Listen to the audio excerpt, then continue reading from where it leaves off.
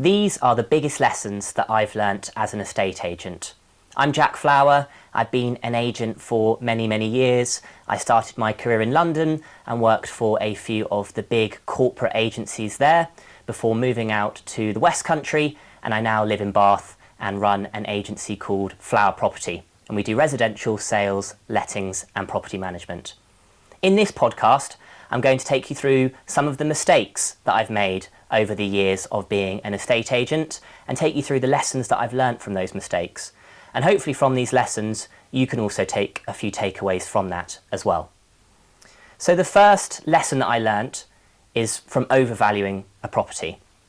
So when I first started out with my company, Flower Property, I had a valuation in Westbury. And I was really excited. It was going to be one of the first properties that I was going to bring onto the market, and I couldn't wait to have a property. It was already on with another local agent, and they had it on for too much money.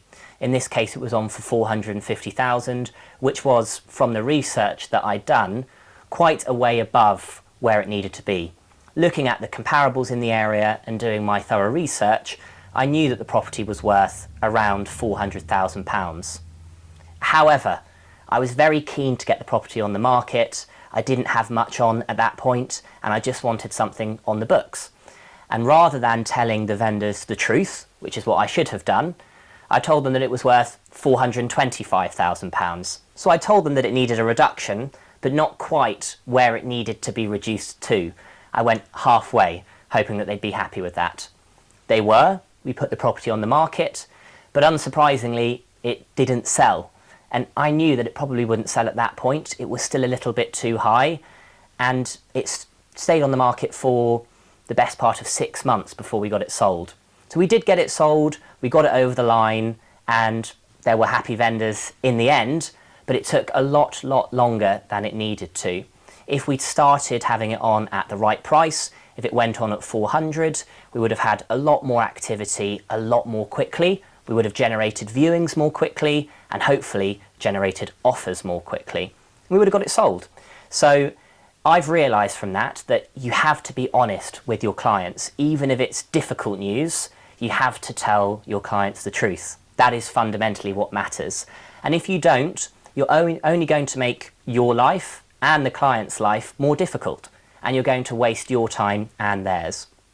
So the lesson which I think that you can take away from this as potential vendors or potential buyers is when you have someone coming to value your property, make sure that they are taking you through a detailed list of comparable properties that have sold in your area. You may have some agents who come in and they tell you that your property is worth this fantastic price, which sounds great, but make sure that they have the hard evidence to back up that valuation, because the last place you want to be in is putting that property on the market at too high a price and then it just sitting around and not selling for a long time. Get it on at the right price and make sure you find an agent who's honest with you. Now, the second lesson that I've learnt is in the world of lettings. I started my career in lettings, and when I started, I came in just as it went into a really busy period in the lettings market where suddenly rental prices were going through the roof, properties were renting really quickly, and we were all especially busy. Now, when you have a good agent who's making sure that all the paperwork is done before the tenancy commences, that the property is in the condition that it needs to be before the tenancy commences, you have a lot of work to do. There is a lot that you do as an agent before that tenancy starts.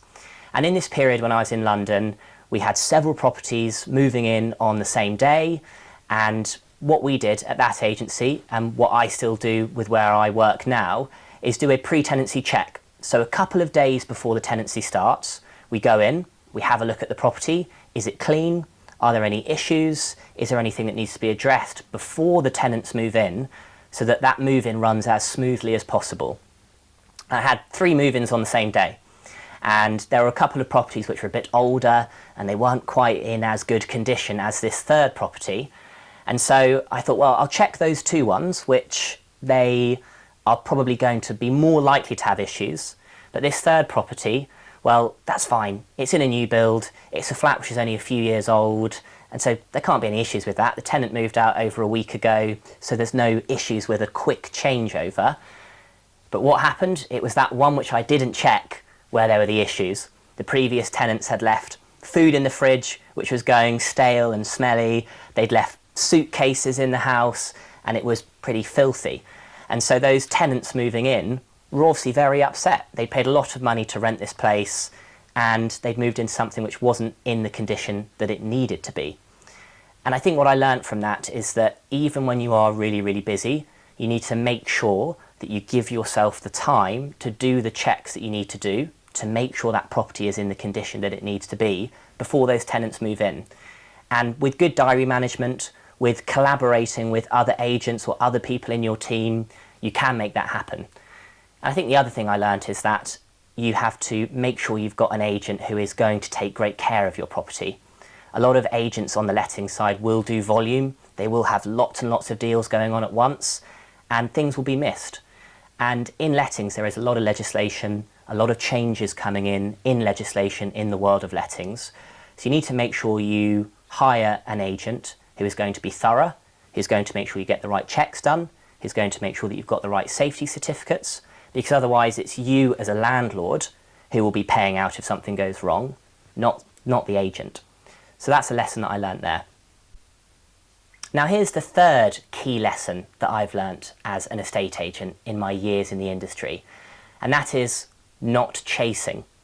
Now when a deal goes under offer, you produce a memorandum of sale as the estate agent, you pass that on to the buyer and seller's solicitor, and then they begin doing all of the conveyancing process, the legal checks, the searches, the inquiries. Now it does happen sometimes that you've got really proactive buyer, a really proactive seller, and two great solicitors who speed through that transaction really quickly, and you don't need to chase at all. That might be the case some of the time, but it's not always the case. And a mistake that I made on a sale in Keynsham was where there was a bigger chain. So in my part of the transaction, the property that I was selling, I was very on it with keeping on top of the buyer, the seller, and the two solicitors, asking for regular updates, making sure that I could help out wherever possible to speed that transaction through. And we got to a great point. We got the mortgage done, we got the surveys completed, all of the searches done, and the inquiries responded to. So everything was essentially ready to go with that one. However, the sellers of that property had an onward purchase. They were purchasing a property in the same town, upsizing, and I'd kind of just trusted that that transaction would be running along smoothly as well. It wasn't one that I was directly involved in, but indirectly. And when I went to find out how that transaction was going along, after we'd got R1 into a really good position, I discovered that the solicitor on the other side there, they hadn't even assigned an individual solicitor in their team to the case. So they hadn't started doing anything. The transaction hadn't started whatsoever. So they were 4, 5, 6 weeks behind where we were on our side of the chain. And that just led to unnecessary stress for everyone. It was a complete mad dash to chase up those solicitors to get all the work done and to get the deal over the line. And when you have several people in a chain where people are moving towns, they're moving location, there's a lot of pieces which must fall into place. And if they don't all fall into place, the entire chain can collapse. And we were very, very close with that deal to that happening. Probably could have been avoided. We got the deal over the line, it was fantastic, everyone was happy in the end, which is great news, but it very easily could have gone the other way. And that deal could have fallen through. We would have had not one, not two, but 3, 4 or 5 unhappy parties who didn't manage to get their property sale or their property purchase over the line. If I was chasing up the other agent on the other side of the transaction and reaching out there, well, we could have avoided all of that. And so I think the key lesson I've learned is don't just trust other parts of the process to be running smoothly.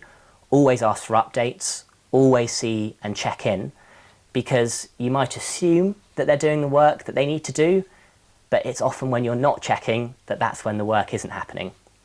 So make sure you're chasing, make sure you're checking, and what I'd say is look for an agent who, when they're telling you what they do, they're not just telling you how they will sell the house, how they will put it on the market, how they will get it under offer, but they take you through in detail how they will make sure the conveyancing process and the administration process is dealt with, because that's where deals fall through. There's only about 30% of properties which go under offer, which then subsequently complete. So a lot of properties which go under offer then fall through for various reasons. So that's the most risky part of the transaction. So you really need agents and solicitors who are on it, who are proactive, and who will chase. So to conclude, I think it's very important to make mistakes. I've learnt a lot of lessons from them, and I think it's far too common for estate agents or people in any industry to hide their mistakes and not be honest when things have gone wrong. I think the most important thing is you do make mistakes, but it's what you learn from them and how you improve and how you become a better person from those mistakes that you've made. And I like to think that, yes, I've made mistakes, but the crucial thing is that I've learnt lessons from them and I won't make those mistakes again. Thank you for watching and see you next time.